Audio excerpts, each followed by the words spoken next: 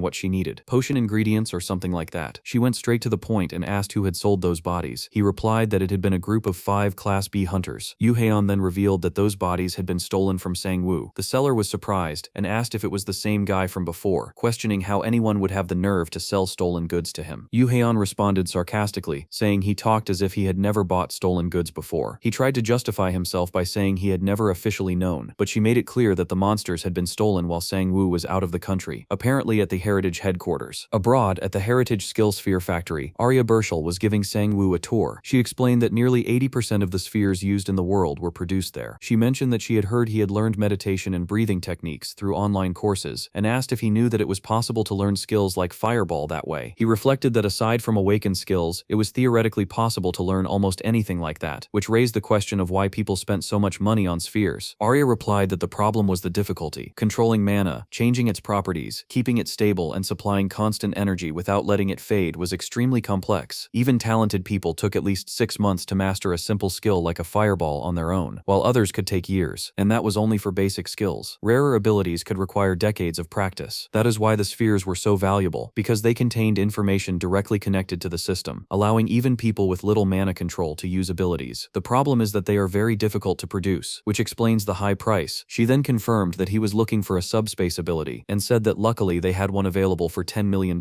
Sang-woo quickly calculated that this was about 12 billion won. Arya explained that this was still one of the cheaper options among subspace type abilities. Even so, he commented that 12 billion was really expensive. She replied that depending on his proposal, she could even give it for free, and Sang-woo asked what he needed to do. Then she said that she wanted his body, and he did not understand anything. Meanwhile, the group of 5 people was being beaten almost to death by the clones. The big guy in the group questioned how that was possible if they were only 2 rank B. They tried to attack again with swords and bows, but one of the arrows was easily deflected by one of the clones, which left everyone shocked. The clones did not take any hits and were strong both with knives and in martial arts. One of them even cut the archer's bowstring with a knife, and another almost reached a mage but ended up being hit by a girl who suddenly appeared. She declared that fraud had been detected using the name of the Comet Guild, and that she was there to punish the criminals. That was the leader of Comet Guild's second strike team, Lee Hyein. Meanwhile, Arya commented that she had heard he could touch, and Sang-woo asked what she was talking about. She clarified that she was talking about his clones, and that she wanted to do some research on them, offering a skill sphere in return. He confirmed that yes, they were his clones, and Arya herself admitted that she did not believe it when she heard what his ability was. Most cloning techniques were known to create only illusions, so she never imagined that an ability like his could exist. Since the information had not yet spread outside of Korea, that was the best moment to make the proposal. She wanted to study the ability to create a sphere, and explained that to produce any sphere, it was necessary to understand everything from activation methods to mana flow and its properties, with very detailed precision. She acknowledged that it was impossible to fully understand an awakened ability, but it might be possible to materialize something similar, like a reduced version of the clone ability. Sang-woo questioned whether that was really right, because he needed the subspace ability, but releasing cloning into the market could be complicated. He asked what the difference was between awakened abilities and spheres, and Arya explained that it depended on the level of understanding, and that usually there were not many restrictions. She mentioned the ability of Park Yuna, one of the best among subspace types, with a spacious interior, no mana consumption, and no restrictions on entry or exit. The sphere version, on the other hand, could not assimilate any living creature except the owner and their summons, and to maintain the space it was necessary to constantly supply mana. That is why, even if they managed to duplicate the clone ability, there was a high chance that similar restrictions would appear. Even so, Sang-woo decided to accept the offer, but imposed one condition, and if she agreed, he would summon a clone immediately. Meanwhile, the clone that had taken Lee Hyeon's blow was still standing, which surprised her because of its strength. The big criminal asked who she was, and she replied that she was a hunter who prevented acts of violence.